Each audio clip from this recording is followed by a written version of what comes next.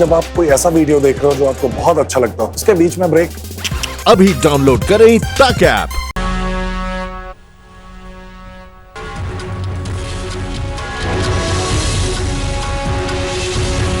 नमस्कार, आप देख रहे हैं खबरों का डबल डोज 1 और 11। आपके साथ हूं मैं नेहा बात। नमस्कार, आपके साथ मैं हूं मीनाक्षी कटवाल।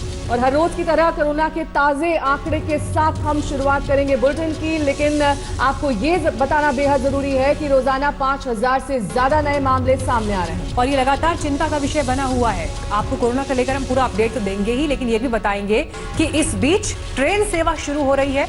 काउंटर खुलते ही टिकट को लेकर कैसे मारामारी मच गई। और साथ ही 1 और 11 में बात होगी राहुल गांधी की, क्योंकि हम आपको बताएंगे कैसे राहुल गांधी ने भोपाल में फंसे केरल के छात्रों की मदद की है। मुंबई में बढ़ते कोरोना संकट के बीच सरकार ने बड़ा कदम उठाया है। 33 निजी अस्पतालों को कोरोना मरीजों के इलाज का आदेश दिया गया है। इस पर भी आगे पूरी डिटेल होगी। दिखाएंगे पेरू के एक शहर की कहानी, जहां एक सेंट यानी कि साधु को हेलीकॉप्टर से घुमाया गया ताकि वो दुआओं की बारिश कर सके। A couple of minutes before spoke to the media here and said दिखा रहे हैं प्रधानमंत्री नरेंद्र मोदी कोलकाता एयरपोर्ट पर पहुंच गए हैं। आज सुबह ही दिल्ली से रवाना हुए और ये तस्वीरें इस वक्त आपको हम दिखा रहे हैं कोलकाता से।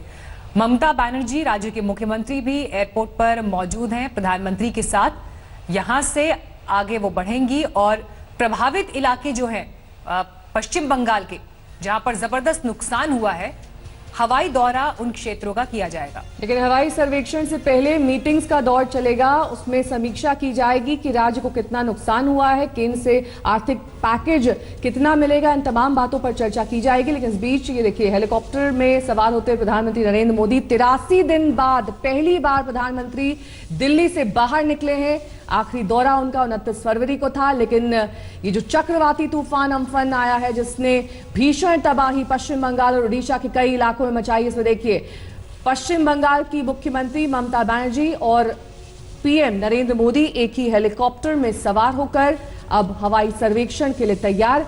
लेकिन आज एक लंबा चौड़ा कार्यक्रम प्रधानमंत्री नरेंद्र मोदी का पश्चिम बंगाल के साथ साथ उड़ीसा में भी है। पश्चिम बंगाल के दौरे के बाद वो उड़ीसा के लिए रवाना होंगे और यहां देखिए, वायुसेना के इस विशेष विमान के जरिए प्रधानमंत्री पहुंचे पश्चिम बंगाल और अब वो एक हेलीकॉप्टर के जरिए सर्वेक्षण के लिए सीएम के साथ रवाना हो चुके हैं। और नेहा देखिए, ये अपने आप में एक ऐसा समय है जब कोरोना संक्रमण चल रहा है और अगर हम देखें अमूमन इससे पहले की जो यात्राएं होती थी उनमें और इनमें कितना फर्क दिखाई दे रहा है। लोग दूरी बनाकर खड़े हैं एक दूसरे से, मास्क का इस्तेमाल है और यही अब न्यू नॉर्मल है। अब इसी तरह से आगे बढ़ना होगा, इसी तरह से हर संकट का सामना करना होगा। आज जब हवाई दौरा होगा तो कोलकाता के अलावा नॉर्थ 24 परगना, दक्षिण परगना, इनका भी दौरा प्रधानमंत्री को करना है। 80 लोगों की मौत हुई है पश्चिम बंगाल में तूफान से जो तबाही हुई उसकी वजह से। तस्वीरें हमने दिखाई थी कल कोलकाता एयरपोर्ट की भी, जहां पर एयर इंडिया के हैंगर भी पानी में डूबा हुआ दिखाई दे रहा था। दरअसल आपको बता दें कि पश्चिम बंगाल की मुख्यमंत्री ममता बनर्जी ने एक प्रेस कॉन्फ्रेंस की थी गुरुवार शाम को, जिसमें उन्होंने अपील की थी प्रधानमंत्री से कि वो प्रभावित राज्यों का दौरा करें, हवाई सर्वेक्षण करें, ताकि इस केंद्र से जो आर्थिक मदद की उम्मीद पश्चिम बंगाल की सरकार लगाए हुए है उसको लेकर मीटिंग्स की जा सके। हिमांशु मिश्रा हमारे संवाददाता से तमाम जानकारी के साथ हमारे साथ जुड़ गए हैं। हिमांशु, क्या जानकारी मिल रही है, आज किस तरीके का कार्यक्रम प्रधानमंत्री का रहने वाला है? क्योंकि पहले ये बताया गया था मनोगिया की ओर से कि मीटिंग्स का दौर चलेगा, लेकिन अब तो वो सीएम के साथ हेलीकॉप्टर में रवाना हो चुके हैं, यानी कि पहले हवाई सर्वेक्षण फिर मीटिंग। देखिए, बिल्कुल पहले हवाई सर्वेक्षण करेंगे प्रधानमंत्री नरेंद्र मोदी और उनके साथ खुद मुख्यमंत्री ममता बनर्जी गई हैं। धुर विरोधी है, वो केंद्र सरकार की तमाम तरीके के आरोप लगाती रहती है, लेकिन इस संकट की घड़ी में ममता बनर्जी भी कह रही है कि केंद्र सरकार से मदद मिलनी चाहिए। तो हवाई सर्वेक्षण जरूर किया जाएगा, प्रधानमंत्री नरेंद्र मोदी के साथ वो कर भी रही है। और उसके बाद मुख्यमंत्री के साथ बैठक होगी और उस बैठक के अंदर राज्यों के सभी बड़े अधिकारी, चीफ सेक्रेटरी से लेकर तमाम बड़े अधिकारी होंगे। केंद्र सरकार की तरफ से 2 मंत्री प्रधानमंत्री नरेंद्र मोदी के साथ हैं, आपने देखे भी होंगी तस्वीरों में। बाबुल सुप्रियो है और उनके साथ एमओएस जो है महिला बाल विकास मंत्री देवश्री चौधरी हैं। इसी तरीके से जब तमाम सर्वेक्षण के बाद प्रधानमंत्री नरेंद्र मोदी ममता बनर्जी के साथ मीटिंग करेंगे तो वो अपनी डिमांड बताएंगे कि उनको कितना राहत पैकेज जो है वो चाहिए, और उसके बाद प्रधानमंत्री वहां से जो है वो उड़ीसा के लिए निकल जाएंगे। और साथ ही हिमांशु ये भी जानना चाहेंगे, पहले जो हमने राज्य सरकार और केंद्र सरकार में खींचतान देखी थी, चाहे वो कोविड को लेकर हो और एक बार फिर से जब पश्चिम बंगाल प्रधानमंत्री खुद पहुंच चुके हैं, इस बार क्या उम्मीद लग रही है? केंद्र से जितनी पश्चिम बंगाल सरकार को उम्मीद है उतना राहत पैकेज मिल सकता है सारी डिमांड्स के मद्देनजर? देखिए, वो एक अलग विषय हो सकता है कि केंद्र सरकार की तरफ से क्या असेसमेंट किया जाता है, राज्य सरकार क्या डिमांड करती है, लेकिन बड़ी बात यही है कि दोनों बातें सुनने के बाद प्रधानमंत्री यहाँ पर एनडीआरएफ और जितनी और अन्य टीमें हैं अधिकारियों के साथ जो है बातचीत करने के बाद फैसला लेंगे कि कितना पैकेज देना है और कितना नहीं देना। अब ये देखना ये है कि क्या प्रधानमंत्री नरेंद्र मोदी ममता बनर्जी को संतुष्ट कर पाते हैं कि राहत पैकेज के नाम पर उन्होंने जो डिमांड की है वो उतना ही पैकेज दिया जाएगा, क्योंकि दूसरी तरफ उड़ीसा भी है जो बहुत ही इफेक्टेड भी हुआ है। वहां पे भी प्रधानमंत्री नरेंद्र मोदी जो है सर्वेक्षण करेंगे और वहां के मुख्यमंत्री के साथ भी बातचीत करेंगे और उनकी भी मांगों को सुनेंगे कि वो क्या आर्थिक पैकेज चाहते हैं। तो ये एक बड़ी चीज ये है कि आर्थिक पैकेज जरूर दिया जाएगा, लेकिन उससे क्या दोनों राज्य सरकारें संतुष्ट होती है या नहीं होती है, या फिर आरोप प्रत्यारोप की राजनीति इसी तरीके से चलती रहेगी और केंद्र की तरफ से सहायता भी दी जाती रहेगी। अब ये बताइए हिमांशु, आज जो प्रधानमंत्री दिल्ली से निकले हैं तो उनके साथ उनके दल में और कौन कौन शामिल रहा? देखिए, उनके साथ जो है केंद्र सरकार में 2 मंत्री मैंने आपको बताया जो पश्चिम बंगाल से आते हैं चुनकर, बाबुल सुप्रियो है, देवेश्री चौधरी है, दोनों केंद्र सरकार में मंत्री हैं। उड़ीसा के दौरे के में धर्मेंद्र प्रधान भी उनके साथ रहेंगे और प्रताप सारंगी, दोनों उड़ीसा को रिप्रेजेंट करते हैं और दोनों उस वक्त प्रधानमंत्री के साथ रहने वाले हैं। और वहां पर जब भी मुख्यमंत्रियों के साथ बैठक होगी तो ये मंत्री वहां पे मौजूद भी रहेंगे और प्रधानमंत्री के साथ खुद जो है तमाम पीएमओ के अधिकारी हैं और एनडीआरएफ से जुड़े लोग हैं जो असेस कर पाएंगे कि कितना नुकसान हुआ है। खैर, हवाई सर्वेक्षण से इतना नहीं अंदाजा लग पाता है, लेकिन जो ग्राउंड रिपोर्ट आएंगे उसके आधार पे केंद्र सरकार तय करेगी कि कितना राहत पैकेज जो है वो दिया जाए और राज्य सरकार की तरफ से जो मांगे रखी गई हैं क्या वो बिल्कुल सही है और उनके हिसाब से ही राहत पैकेज दिया जाए। साथ ही दूसरी तरफ हिमांशु, यहाँ पर पश्चिम बंगाल की सरकार और उड़ीसा सरकार ने तारीफ भी की है मौसम विभाग की कि जिस तरीके से उन्होंने आकलन किया इस पूरे तूफान का, उसके मद्देनजर काफी हद तक नुकसान को बचाया जा सके।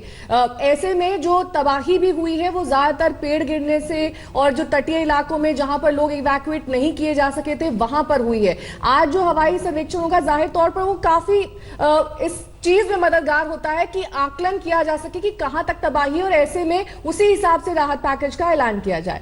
हिमांशु, देखिए बिल्कुल, देखिए जान और माल का कहे तो जान का नुकसान तो कम हुआ है क्योंकि मौसम विभाग ने जिस तरीके की जानकारी पहले मुहैया कराई राज्य सरकार और केंद्र सरकार को, केंद्र सरकार की तरफ से एनडीआरएफ की टीम लगाई गई और कम से कम नुकसान हो इसकी कोशिश राज्य सरकार और केंद्र सरकार दोनों की तरफ से की गई है।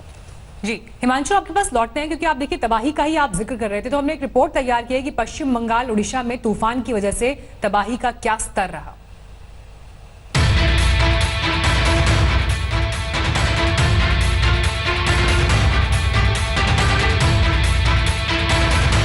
अम्फन तूफान आकर गुजर गया मगर छोड़ गया शहर को सिसकते हुए, तड़पते हुए। पश्चिम बंगाल अम्फन तूफान की मार से कराह रहा है।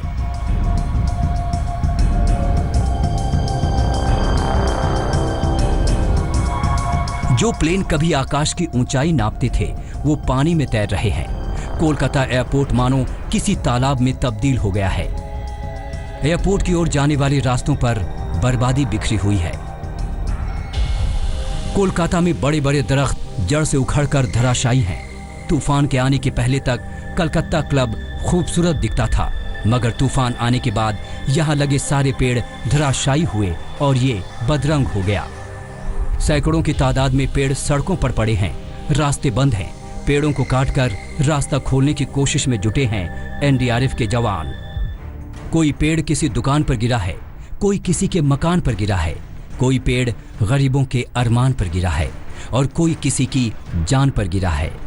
दीघा, कोलकाता, 24 परगना और हावड़ा समेत कई जिलों में बर्बादी बनकर गुजरा था अम्फन तूफान। तेज हवाओं के साथ बेहिसाब बरसात ने शहर की सूरत ही बदल दी है। बिजली के खंभे टूट टूट कर रास्तों में पड़े हैं। शहर की बत्ती गुल है और शहर जैसा लग कहां रहा है, वो तो समंदर हो गया है। गाड़ियां पानी में तैर रही हैं, सड़क पर सैलाब उमड़ा है। घरों के भीतर लोगों के सामान पानी पानी है, बेहिसाब परेशानी है। हावड़ा की तस्वीरें हैं ये। टिकियापाड़ा रेलवे यार्ड पानी में डूबता उतराता दिख रहा है। हावड़ा की ही ये तस्वीरें दिलों को दरकाने वाली हैं। कहीं पेड़ गिरा तो कहीं घर जमींदोज हो गया है, कहीं पेड़ के नीचे दबकर किसी ने जान दे दी, कहीं घरों में घुस आए पानी को उलीचने की कोशिश कर रहे हैं लोग, तो कहीं घरों में तैर रहे हैं सारे सामान। शहर के सिसकने की ऐसी एक नहीं हजारों तस्वीरें हैं। अकेले बंगाल में 72 लोगों को ये तूफान लील गया।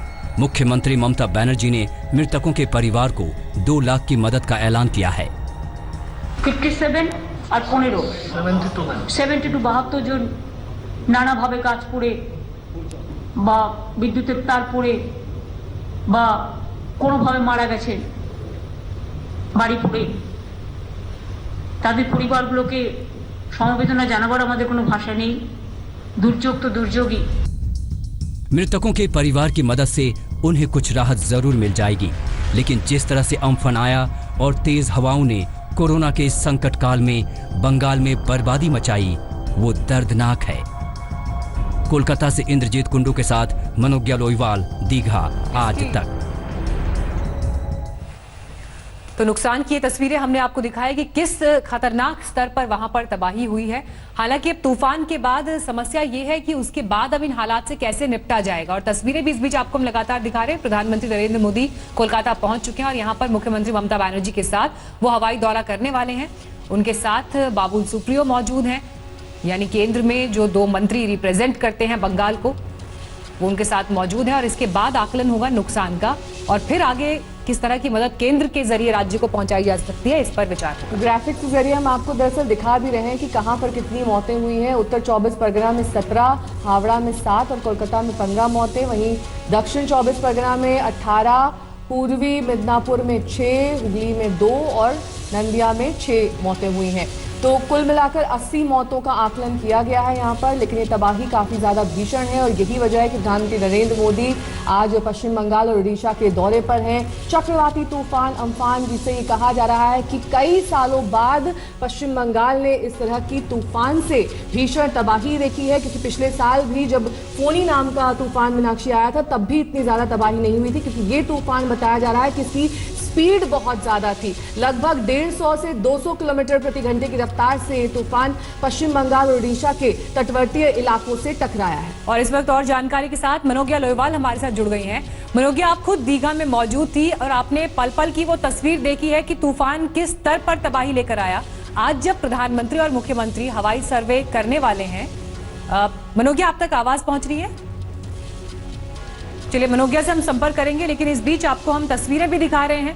हेलीकॉप्टर से रवाना होते हुए आप मुख्यमंत्री और प्रधानमंत्री को देख रहे हैं। प्रभावित इलाकों का उन्हें दौरा करना है।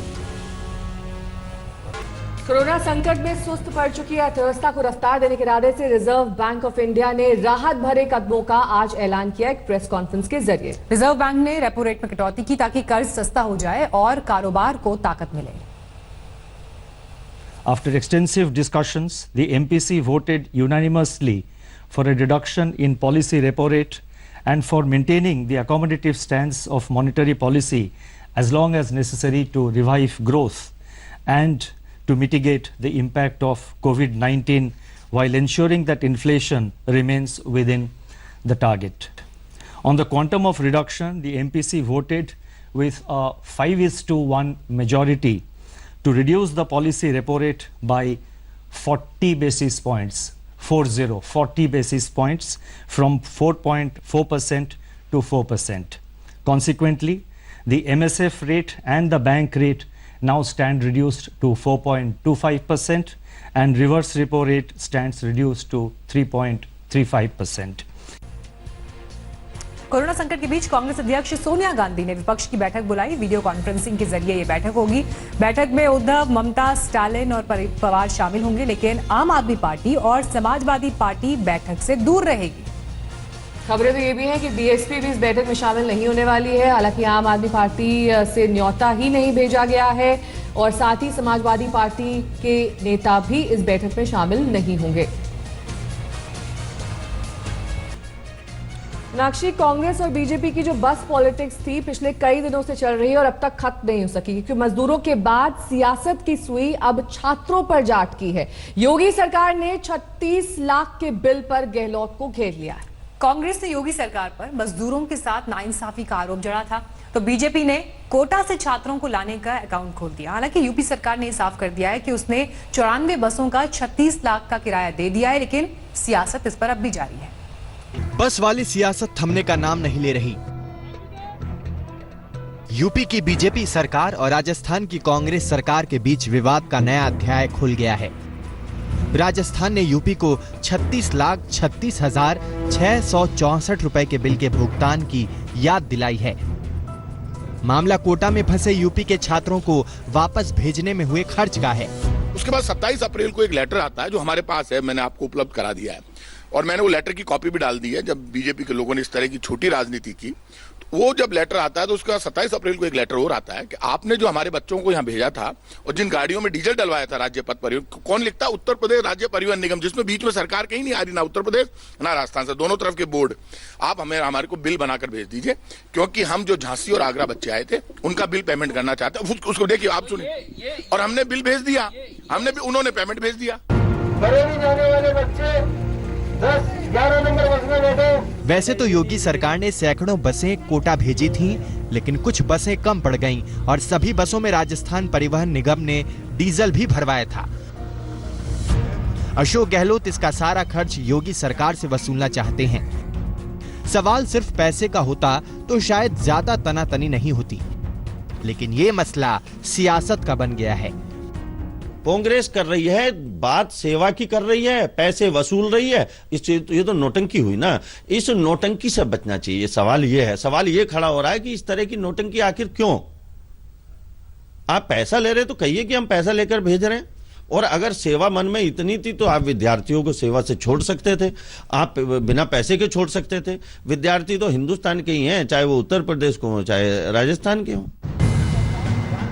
बीजेपी की तरफ से संबित पात्रा लगातार ट्वीट पर ट्वीट की बौछार कर रही हैं। एक ट्वीट में उन्होंने चेक की तस्वीर डाल दी और लिखा, कोटा से उत्तर प्रदेश के छात्रों को वापस लाते समय यूपी की कुछ बसों को डीजल की आवश्यकता पड़ गई।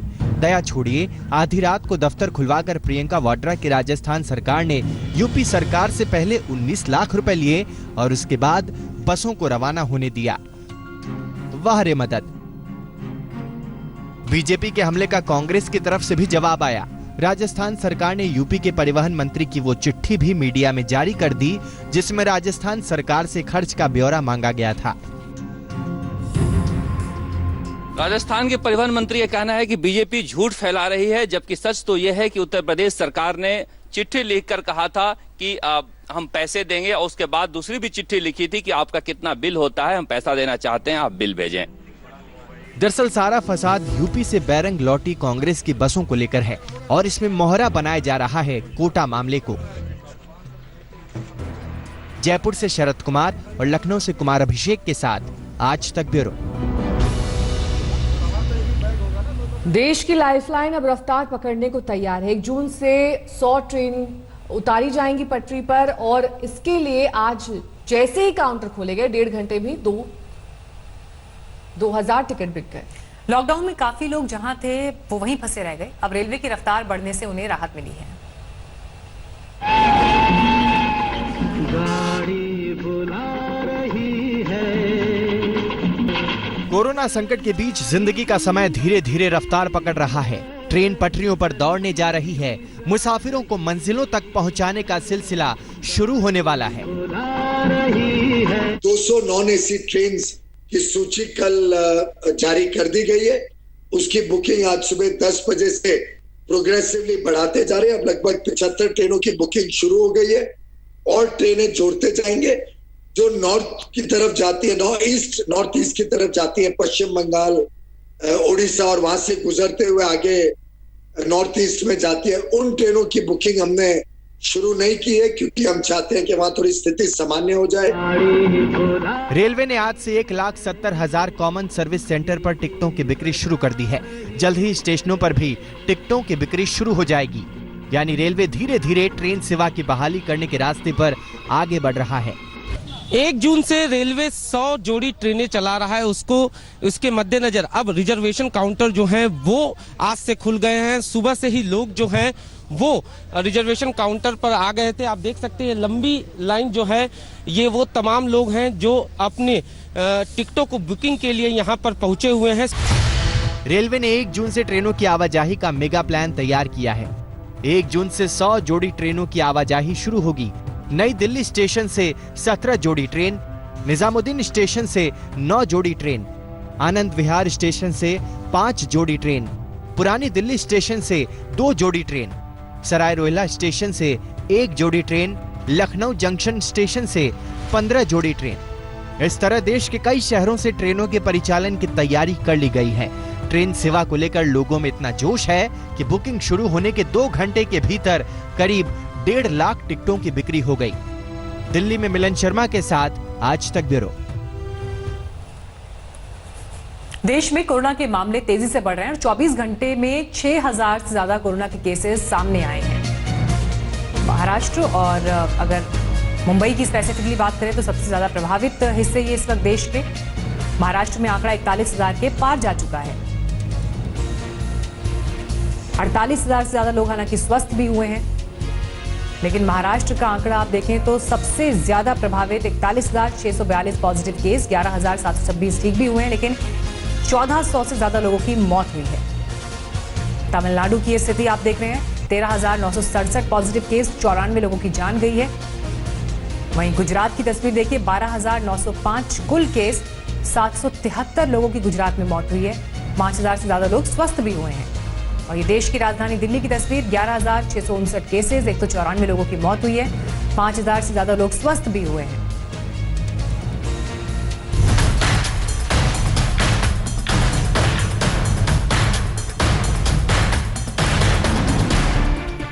नए लॉकडाउन में सख्ती कम हुई, लोग घरों से निकल रहे हैं, दफ्तर बाजार खुलने लगे हैं। ऐसे में कोरोना की रफ्तार लगातार डरा रही है। अब पहली बार देश में एक दिन में 6,000 से ज्यादा मरीज जुड़ गए। स्वास्थ्य मंत्रालय के आज जारी आंकड़े के मुताबिक 24 घंटे में 6,088 नए केस जुड़ गए। अच्छी बात यह है कि एक दिन में 3,000 लोग कोरोना को हराकर घर भी लौटे, लेकिन 148 लोग इस जंग में हार भी गए। अब अगर भारत में कुल कोरोना के मामलों पर गौर फरमाएं तो अब कुल 1,18,000 से ज्यादा मामले हो गए, जिनमें करीब 48,500 ठीक हो गए, जबकि अब तक इस जानलेवा बीमारी से 3,500 से ज्यादा लोगों की जान चली गई। महाराष्ट्र अभी कोरोना मीटर में सबसे ऊपर है, जहां लगातार मामले बढ़ते जा रहे हैं। अब तक यहां कोरोना के केस 41,000 के पार पहुंच चुके हैं। तमिलनाडु और गुजरात में ये तेजी से पैर फैला रहा है। अगर शहरों पर नजर दौड़ाएं तो मुंबई का हाल और भी बेहाल है। पूरे महाराष्ट्र के आधे से ज्यादा मामले यहीं से हैं। सबसे बड़ी चिंता यह है कि मुंबई में तेजी से झुग्गी झोपड़ी इलाकों और समुदायों में भी फैल रहा है। धारावी में बढ़ते मामले हर किसी की चिंता बढ़ा रही हैं। महाराष्ट्र में कुल अब तक 41,642 केसेस कोविड-19 पॉजिटिव के पाए गए हैं, जिसमें से 25,500 केसेस केवल मुंबई में है। ये सारे केसेस होने के बाद सबसे ज्यादा डेथ, सबसे ज्यादा तकलीफ जो पेशेंट्स को हो रही है वो हॉस्पिटल में एडमिशन की है। मुंबई के अलावा अहमदाबाद और चेन्नई में भी कोरोना जेट पर सवार है। मुंबई में जहां कोरोना के कुल मामले 25,500 तक पहुंच गए, वहीं अहमदाबाद में ये 10,000 की ओर बढ़ रहा है। चेन्नई भी ज्यादा पीछे नहीं है, यहाँ कोरोना के करीब 9,000 मामले आ चुके हैं। अब जब देश कोरोना के साथ जिंदगी को रफ्तार दे रहा है, ऐसे में और भी ज्यादा सतर्क रहने की जरूरत है, क्योंकि अभी भी कोरोना का इलाज सिर्फ और सिर्फ सोशल डिस्टेंसिंग ही है। आज तक ब्यूरो। यूपी के गोरखपुर से एक अच्छा संदेश देने वाली तस्वीरें आई हैं। यहाँ सड़क के चौड़ीकरण के कार्य में जमीन की कमी पड़ गई तो गोरखपुर मठ ने अपनी दीवार तोड़वा दी। आपको बता दें कि गोरखपुर मठ से योगी आदित्यनाथ जुड़े हैं। मठ के आसपास इन दिनों सड़क निर्माण का कार्य चल रहा है, अतिक्रमण हटाया जा रहा है। गोरखनाथ मठ ने दीवार तोड़वाकर नई मिसाल पेश की है। नमस्कार, मैं हूं अंजना ओम कश्यप। हमें उम्मीद है ये वीडियो आपको पसंद आया होगा। लेटेस्ट खबरों के लिए यूं ही देखते रहिए आज तक, और इस वीडियो के पसंद आने पर लाइक, शेयर एंड सब्सक्राइब करना ना भूलें।